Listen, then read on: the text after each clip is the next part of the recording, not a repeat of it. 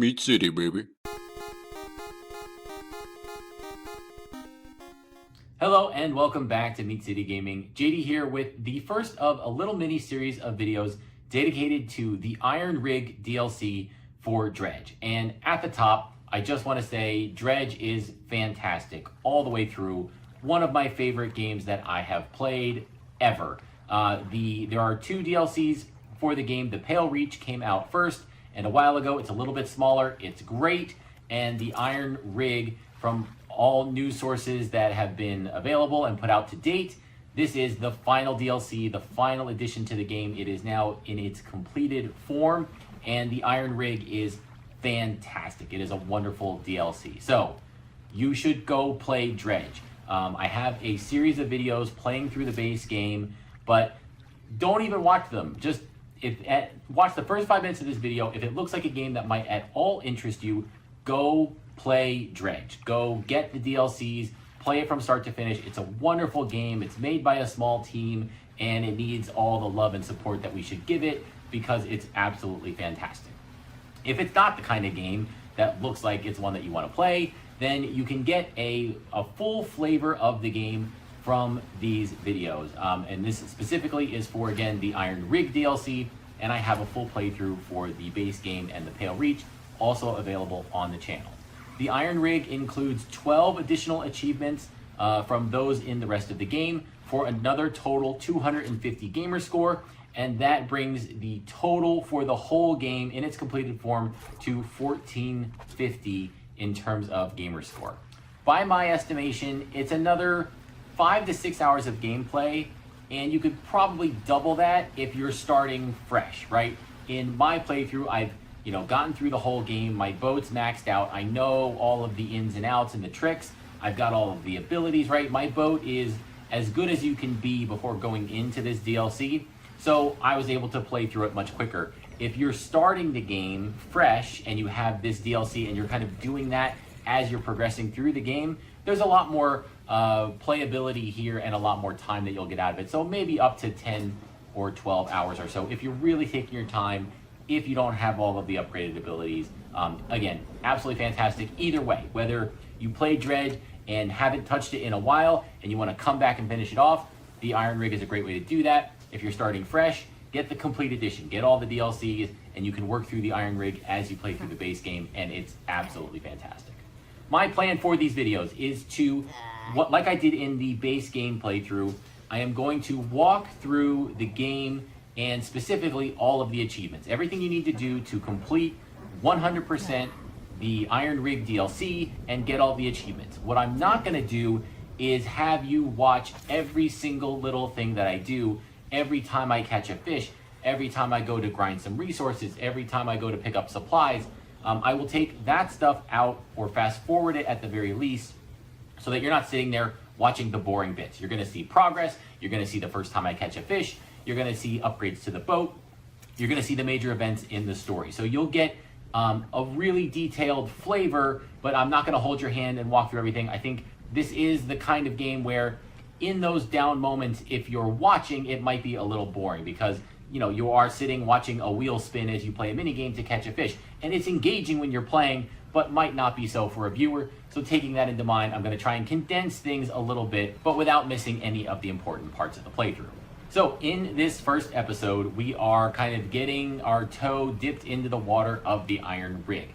There is a new, I want to say location, but it's not quite a location. The Iron Rig, the new structure, is located north on the map and kind of central to the area. So straight north from the starting location of the game, you'll find the Iron Rig, and it is very convenient. It has a large light tower that sticks up. You can see it, I think, from almost anywhere on the map. If you're looking in the right direction, you can see where it is, so you know what direction you need to go to navigate towards it. But north is your friend here. When we arrive, you can talk to the foreman, and he will give you your first quest for this DLC, and it's to go and find some supply crates. They had boats that were supposed to be delivering these supply crates. They never showed up, and so he wants you to go find them. And conveniently, these are placed on your map. There's like 6 locations where if you go to that location, you'll see kind of a sunken, crashed ship, and on the surface of the water, there will be a fishing location. And just like when you dredge up materials in the base game, raw iron or metal and wood planks and all that stuff, instead you will be dredging up these crates of materials, and they are super important. Whenever you can get these, you should do so. Make sure you have room in your storage, in your inventory, to stack up these crates, because you need way more than you think you ever will throughout the playthrough. Fortunately, they do respawn. So if you go to a location and you clean it out in terms of all of the crates that are there, you can come back in whatever it is, 2 or 3 days, and there will be some new locations for you to get crates from once again. So to start things off here, there is a very close crate location to the Iron Rig. It's over in the Twisted Strand. You can head there, grab 2 crates at least. Again, grab all the ones that you can, but you need 2 to complete the quest. Turn those into the Foreman, and that will get us our first achievement of the Iron Rig DLC, and that is Missing Shipment for 20 gamer score.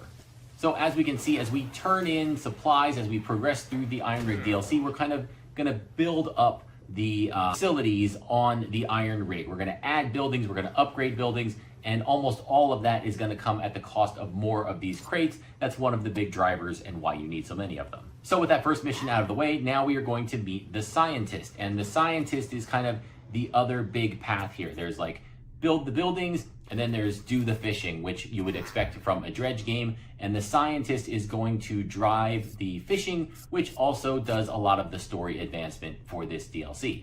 The Scientist wants additional crates, and then I believe that's what leads to the startup of the generator, and then the final phase of starting the generator is to feed it a bunch of biomass, which is just fish, and it's any kind of fish. You just have to fill up the block. I don't know, is it a 9x9, a 12x9, something like that. Just get a bunch of fish, any type will do, load up your inventory, throw them into the generator when you come back to the Iron Rig, and that will start the generator and complete the next quest. Upon starting the generator, we get introduced to the new mechanic for this DLC, and it's the black goo, the disturbed or corrupted waters that will show up at first here in the Narrows, in that starting location. And we find out that we need a new type of fishing rod in order to fish in these waters. And you're given the first one, but just like regular rods for the normal base playthrough, each of the rods now, these infused rods, which allow you to fish in this goo water, they give you the upgrade to fish in the goo, but only in certain types of water, only in the shallows, only in the oceanic, right? They'll have a subset.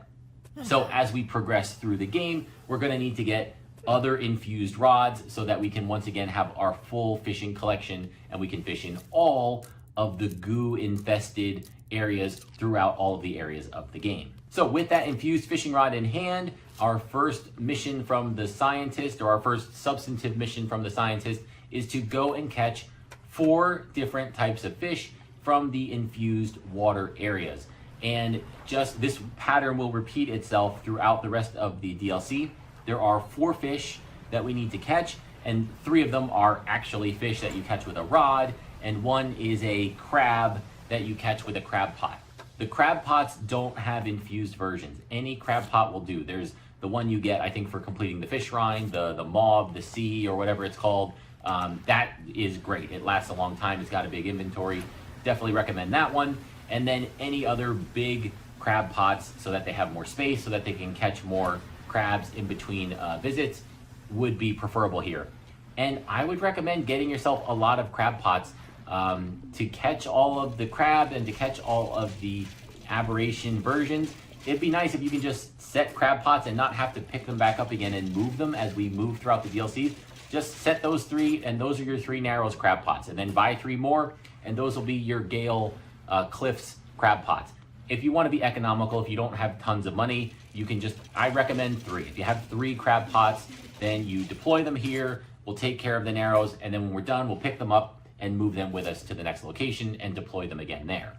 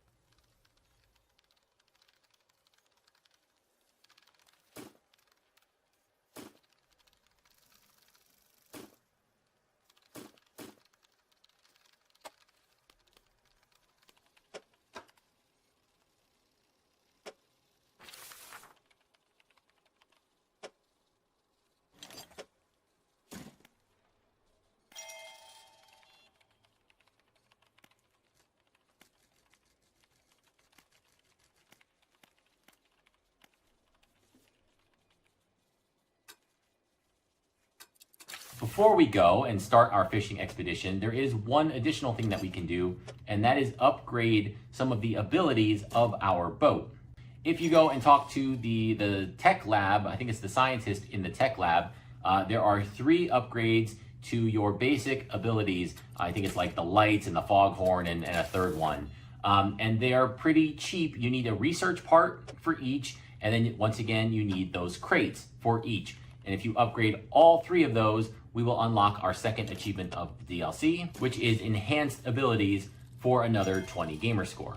So with our upgrades on the boat, now we can go to that first location of the corrupted water. Again, this is the central starting location of the game. You'll find a couple of different puddles. They are marked on your map. So go to one of the goo puddles, throw down your crab pots. You can check as you have the crab pot kind of loaded, as long as there's crab in the area, and if you're in the goo section, you should see it. There should be crab there. Throw down the pots, and then we're gonna start fishing in the goo as well, looking for the little bubbles or the little indicators for the 3 different types of fish that we need to catch. Make sure you get one of each.